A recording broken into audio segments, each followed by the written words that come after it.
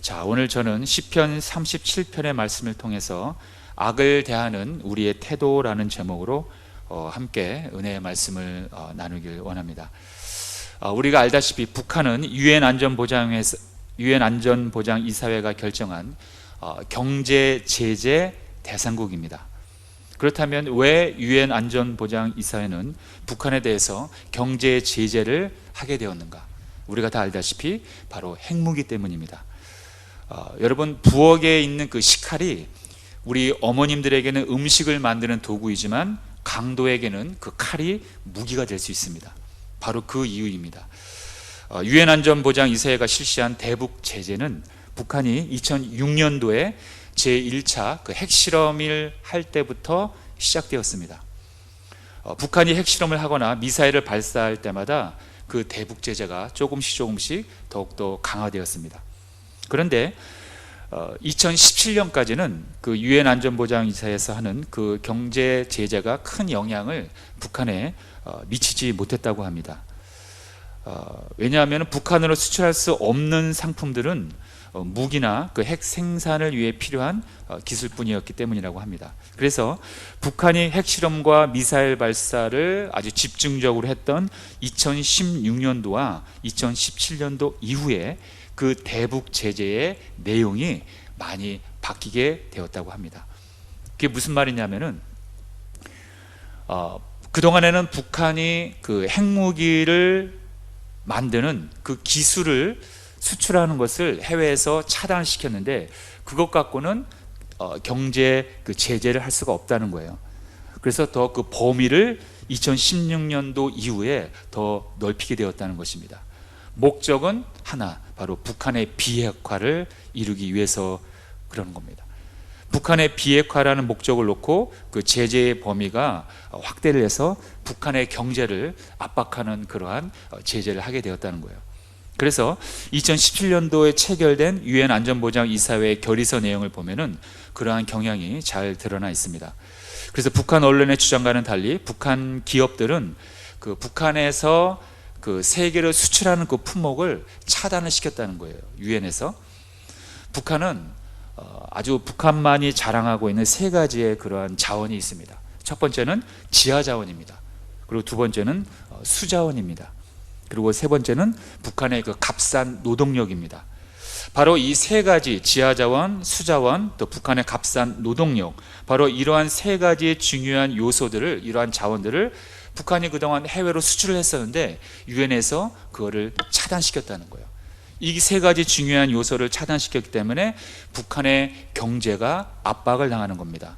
그러므로 인해서 당연히 핵무기를 개발하는 데 있어서 많은 어려움이 있다는 것입니다. 지금 김정은이가 계속해서 트럼프를 만났던 그 이유가 뭡니까? 이유는 하나입니다. 이 유엔에서 하고 있는 우리 북한을 향한 이 경제 제재를, 이 대북 제재를 좀 풀어달라. 너희들 그 선진국에서 좀 풀어달라. 그거를 협의하기 위해서 계속해서 트럼프를 만났던 겁니다. 그렇지만 미국에서는 요구한 것이 무엇입니까? 그렇다면은 너희들의 그 핵무기를 다 풀어라. 비핵화를 해라. 그렇다면 우리가 대북 제재를 풀어주겠다. 하지만 그것이 결렬되었죠. 제가 왜 오늘 설교의 서론에 북한의 이야기를 왜 해야 하는가? 우리는 북한을 어떻게 바라보며 어떠한 시선으로 바라보며 또 북한에 대해서 우리가 어떻게 기도해야 하는가? 이거를 모르시는 분들이 참 많은 것 같아요. 우리가 북한을 악의 축으로만 여겨야 하는가? 아니면 북한의 체제를 인정하고 저들의 요구를 우리가 수용해 줘야 하는 것인가?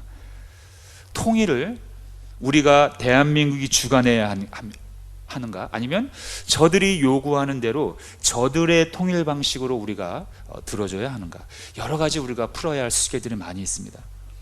저는 여러분들에게 질문을 드려봅니다.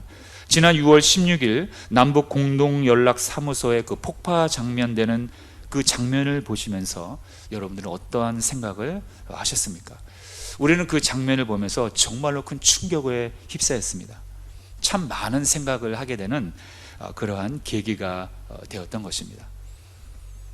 우리 정부에서 수많은 돈을 들여서 그나마 북한과 대화를 하기 위해서 만들었던 그 통로였음에도 불구하고 북한은 여지없이 그 연락사무소를 한순간에 폭발을 했던 것입니다.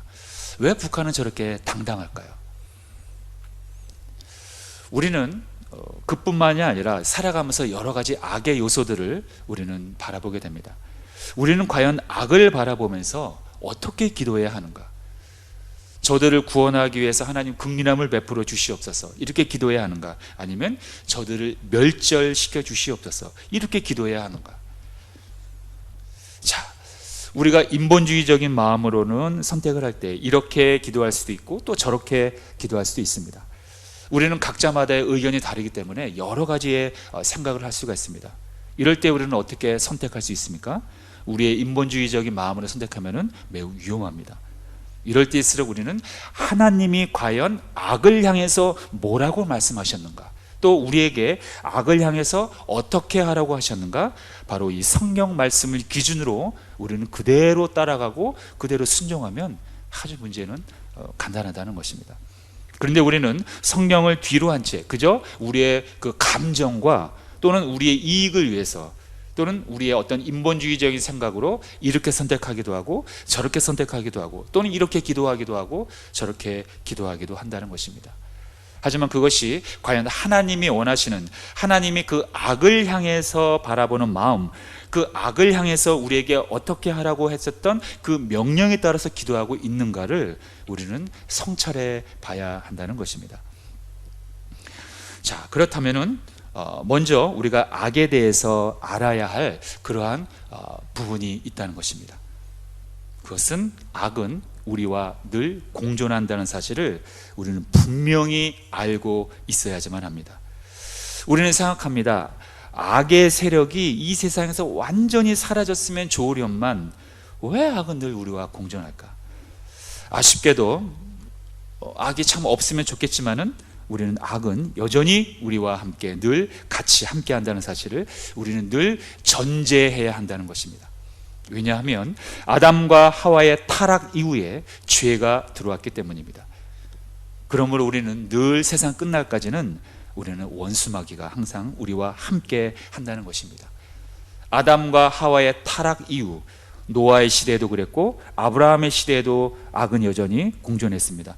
다윗의 시대에도 여전히 악은 공존해 있었습니다. 하물며 주님이 공생애를 하셨던, 주님이 계셨던 그 시대에도 여전히 악은 함께 했습니다. 그래서 마귀는 주님을 시험했고 결국에는 예수님을 십자가 처형장으로 이끌었다는 것입니다. 이렇게 악은 어떠한 우리의 생각 속에 있는 그런 관념이 아니라는 거예요. 마귀라는 인격이고 영적인 실체라는 것입니다. 제가 설교하면서 자주 인용하는 말이죠. 악은 어떤 우리가 보통 이 세상에서 얘기하는 의인화된 상징적인 어떤 관념, 개념이 아니라는 거예요. 실제로 존재하는 인격이라는 겁니다. 마귀라는 그 영적인 실체가 실제로 존재한다는 거예요. 어떤 의인화된 어떤 철학적인 개념이 아니라는 겁니다. 끊임없이 그 마귀는 우리를 괴롭히며 우리의 인생 속에 들어와 있다는 것입니다.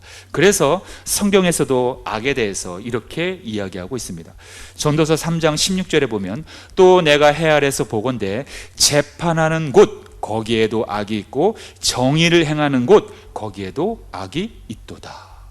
참 대단한 말입니다. 오죽하면 정말 정의를 공정한 그런 재판장, 재판하는 장소에도 악이 있고 정의를 행하는 곳에도 악이 있다 할 정도로 이 세상에는 악이 만연하다는 것입니다. 왜 악이 있을까? 악의 목적, 마귀의 그 목적은 무엇입니까? 하나님과 우리의 관계를 끊어서 결국에는 우리를 죽이기 위해서입니다. 여기서 죽인다는 말은 어떤 상징적인 의미가 아니라 실제로 우리의 물리적인 죽음도 이야기하고 그와 함께 영적인 죽음, 이 두 가지를 다 포함하는 것입니다. 영적으로 하나님과의 관계를 끊어뜨려서 우리의 하나님과의 단절된 그러한 생활로 인해서 죄 가운데 빠뜨려 우리를 죽이는 것이고 우리를 물리적으로 생물학적으로 또 죽이는 것, 이 두 가지를 다 동시에 말하는 것입니다. 그러므로 마귀는, 그 악의 실체인 마귀는 우리에게 원수요 우리가 대적해야 할 대상인 것입니다. 그래서 우리는 원수마귀 때문에 늘 분노합니다. 그리고 그 분노로 인해서 우리가 얻어지는 게 뭡니까? 판단력이 흐려진다는 거예요. 이성을 잃어버린다는 겁니다. 그래서 결국에는 악이 원하는 대로 우리가 끌려다닐 때가 실상은 참 많다는 거예요. 이 세상이 온통 이렇게 악에 끌려다니는 것입니다. 그렇다면 우리는 악을 어떻게 바라봐야 하는가? 하나님은 악을 향해서 우리에게 어떻게 하라고 말씀하셨는가? 그것이 성경 곳곳에 나와 있지만 시편 37편을 통해서 알아보도록 하겠습니다. 첫 번째로 악을 대하는 우리의 태도, 그것이 나와 있습니다. 자, 첫 번째로는 하나님을 의뢰하라, 이렇게 오늘 3절에서 나와 있습니다. 야훼를 의뢰하고 선을 행하라. 오늘 읽은 3절에 보니까 이렇게 하나님을 의뢰하라고 나와 있습니다. 의뢰하라는 말이 무엇입니까? 사전에 보니까 굳게 믿고 의지하다, 이렇게 나와 있습니다. 어떻게 해요? 굳게 믿고 의지하는 것, 이게 의뢰하다는 그러한 말입니다. 우리는 그 악한 세력에 의해서 우리는 협박을 늘 당합니다. 그리고 그 속임수에 대부분의 사람들이 넘어갑니다. 그래서 많은 사람들은 하나님으로부터 나오는 그 권위를 모르고 악의 권위에 순종하고 그 속임수에 모두가 현혹된다는 거예요. 그래서 결론은 하나님을 의뢰하지 않고 악을 의뢰한다는 거예요. 그래서 선을 포기합니다.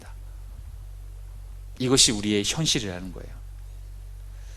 언젠가 중동 땅에서 한참 그 IS 테러범 조직이 흥행할 때 그 미국이 중동의 그 테러 조직에 대해서 성명서를 발표한 제 기억이 아주 뚜렷하게 지금도 마음에 남아 있습니다.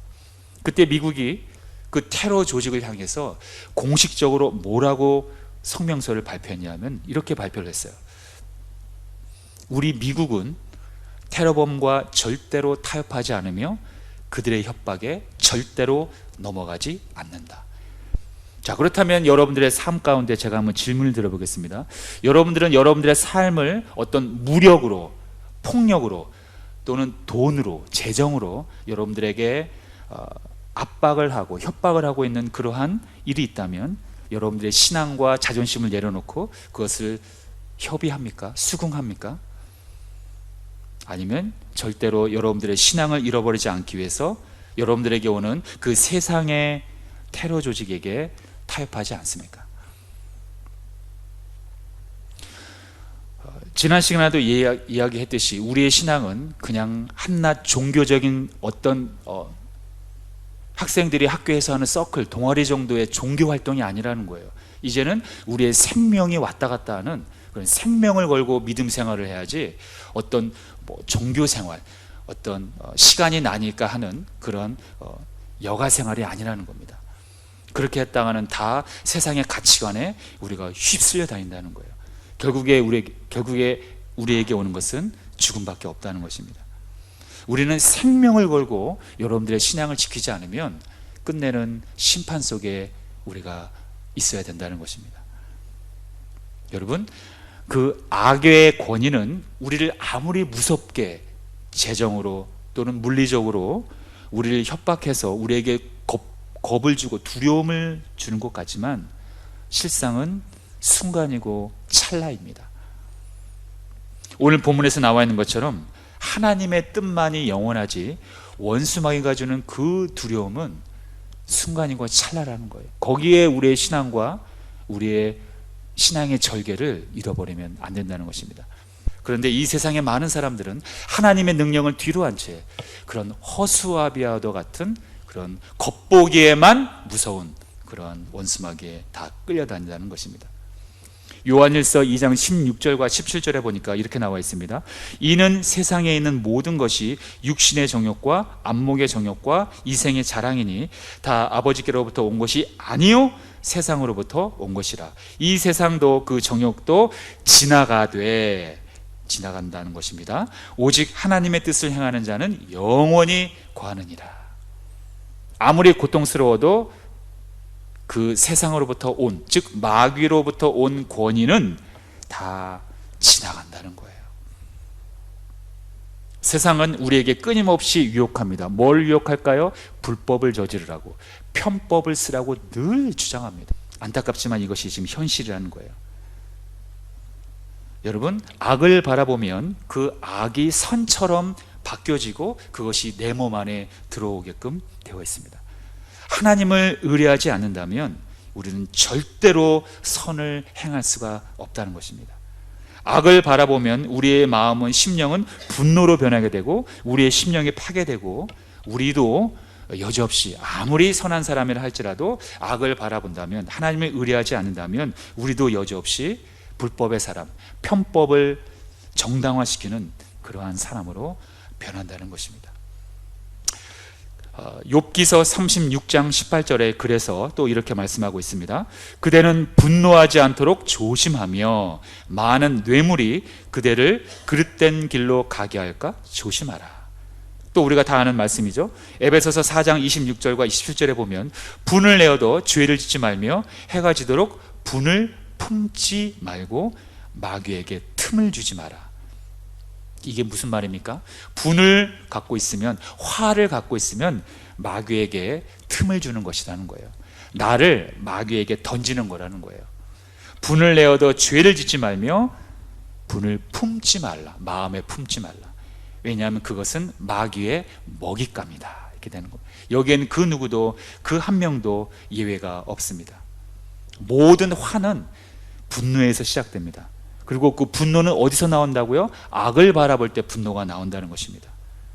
그래서 하나님께서는 결론적으로 이렇게 말씀하십니다. 히브리서 10장 30절에 보면 원수 갚는 것이 내게 있으니 내가 갚으리라. 다시 주께서 그의 백성을 심판하리라. 이렇게 말씀하십니다.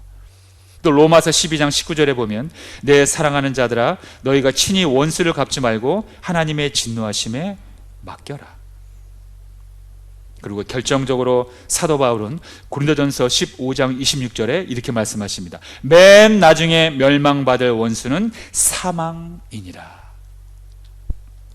자, 정리를 하자면 우리가 악을 대하는 우리의 태도, 첫째, 하나님을 의뢰해야 한다는 것입니다. 의뢰해야 한다는 말은 하나님만을 굳게 믿고 의지해야지, 자꾸 악을 바라보면 거기에 대해서 우리가 분노가 쌓이게 되고, 분노가 쌓이게 되면 나도 모르게 마귀에게 틈을 주게 돼서 나도 결국에는 불법의 사람이 된다는 것입니다. 자, 두 번째로 우리가 악을 대하는 우리의 태도가 있습니다. 예, 그것은 하나님을 기뻐하는 것입니다. 오늘 4절에 보니까 또 야훼를 기뻐하라. 그가 내 마음의 소원을 내게 이루어 주시리로다. 이렇게 말씀하고 있습니다. 우리는 스스로에게 질문을 해야 합니다. 여러분들 하나님 때문에 기뻐하고 계십니까? 아니면 그냥 하나님은 하나님이십니까? 내가 하나님 때문에 기뻐하고 있는가? 내가 외로울 때 또는 힘들어할 때 하나님을 묵상하고 하나님을 생각하면 내가 기쁨이 회복되는가? 아니면 그냥 하나님은 하나님일 뿐인가? 그거를 우리가 성찰해 봐야 한다는 거예요. 그렇다면 하나님을 기뻐하는 자는 어떠한 현상이 나옵니까? 여러분, 하나님을 기뻐하는 자들은 어떻게 할까요? 하나님을 찬양합니다. 이거는 여지 없습니다. 하나님을 기뻐하는 자들은 나타나는 그 증상이 있습니다. 하나님을 찬양한다는 거예요. 이거는 아주 명백한 사실입니다. 그렇다면 하나님의 무엇을 찬양합니까? 그것은 하나님이 행하신 일을 찬양하는 거예요. 그렇다면 하나님이 무슨 일을 했어요? 그 무슨 일을 했는지 알아야 우리가 하나님을 찬양할 거 아닙니까? 하나님이 우리에 대해서 무슨 일을 했는지 여러분들이 잘 기억이 나지 않으신다면 시편 136편을 여러분들에게 알려드리겠습니다. 자, 시편 136편은 다윗의 시입니다. 우리가 하나님을 찬양해야 하는데 하나님의 무엇을 찬양하는가? 그것은 하나님의 행하신 일을 갖고 찬양하는 거예요. 그런데 그 행하신 일을 구체적으로 나와 있는 부분이 바로 시편 136편에 나와 있다는 거예요. 지금 그 읽으신 부분을 가만히 보니까 결론적으로 무엇입니까? 하나님께서 이스라엘 백성들에게 행하셨던 일들이에요. 그렇죠? 예. 다 위기 가운데 하나님이 길을 내어주셨던 그 장면들을 하나하나 보여주시는 거예요. 여러분, 지금 우리 대한민국은, 또 여러분들의 가정은, 여러분들 개인은 지금 위기 가운데 있습니다. 그런데 그 위기 가운데 있는 이 공동체, 이 현실 가운데 우리가 어떻게 하나님을 찬양할 수 있는가? 그것은 우리가 과거에 하나님이 지금 이 대한민국의 전 세계적인 이 위기보다 더 큰 위기였던 그런 2000년 전에 있었던 그 3000년 전, 4000년 전에 있었던 바로 이 이스라엘 백성들의 역사 가운데 하나님이 어떻게 행하셨는가를 우리가 묵상한다면 우리가 충분히 하나님을 기뻐할 수 있는 그 근거가 된다는 것입니다. 하나님으로 인해서 뭘 기뻐해야 될지 모르겠다고요? 하나님이 나에게 행하셨던 일들을 여러분들이 기억하시면 기쁨이 온다는 것입니다. 결론적으로 하나님께서 우리에게 구원을 주시기 위해서 마지막에 주신 분이 있습니다. 바로 예수 그리스도이십니다. 우린 예수 그리스도로 인해서 우리가 이 난관을 극복할 수 있다는 그 기쁨과 희망을 우리 충분히 가질 수가 있다는 것입니다. 하나님 때문에 기쁨이 오지 않는다면 여러분들 반드시 하나님이 나를 위해서 행하신 그 일들을 다시 한번 반드시 꼭 기억하시기 바랍니다.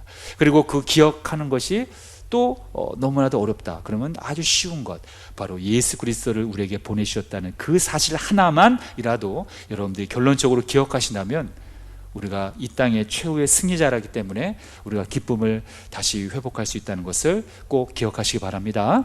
하나님은 코로나보다 더 크십니다. 하나님은 이 우리가 힘들어하고 있는 이 가난의 저주보다 더 크신 분입니다. 하나님은 우리의 깨어진 심령, 우리의 아픈 그 조각난 우리의 마음보다 더 크신 분입니다. 하나님은 우리의 외로움을 알고 계신 분입니다. 하나님은 여러분들의 그 고민거리를, 그 남몰래 눈물 흘리며 괴로워하는 그 몸부림을 여러분들의 가족도 모르는 그 힘든 부분을 알고 계시다는 거예요. 그렇기 때문에 우리는 하나님을 기뻐해야 한다는 것입니다. 하나님을 기뻐하지 않는 자들은 진정한 그리스도인이라 할 수가 없습니다. 그냥 종교일 뿐입니다. 종교. 여러분, 예수님은 이 땅에 종교를 타파하기 위해서 이 땅에 오신 것입니다. 꼭 명심하시기 바랍니다. 우리는 종교 중에 기독교를 믿는 게 아니라는 거예요. 기독교는 엄밀히 말하면 종교가 아니라 생명입니다. 그냥 여러 가지 종교 중에 하나를 믿는 그런 종교 생활을 하는 게 아니라는 것입니다. 자, 마지막 세 번째로 악을 대하는 우리의 태도가 있습니다. 오늘 보니까 5절에 나와 있습니다. 우리의 길을 하나님께 맡기라, 이것입니다. 오늘 5절에 보니까 내 길을 야훼께 맡기라, 그를 의지하면 그가 이루시고, 이렇게 나와 있습니다. 많은 사람들이 참 자신의 문제가 풀리지 않을 때 거리로 나옵니다. 그리고 자신과 뜻을 같이 한 동역자들을 강제 또는 반강제로 모이게 해서 의견을 주장합니다. 시위를 합니다. 데모를 합니다. 우리도 지난날에 많은 사람들이 거리로 나와서, 아스팔트로 나와서 부당한 것에 대해서 시위를 하고 많은 사람들이 대립을 하게 되고 여러 가지 어려운 일들이 많이 있었습니다. 그래서 해결됐습니까? 아니요, 해결된 건 없습니다. 사실상 해결된 건 하나도 없다는 거예요. 이쪽도 저쪽도 그렇게 때를 써서 해결된 건 사실상 없다는 겁니다. 1848년에 공산주의 사상이 나온 이래 공산주의자들의 꿈이 있었습니다. 그들의 비전이 있었습니다.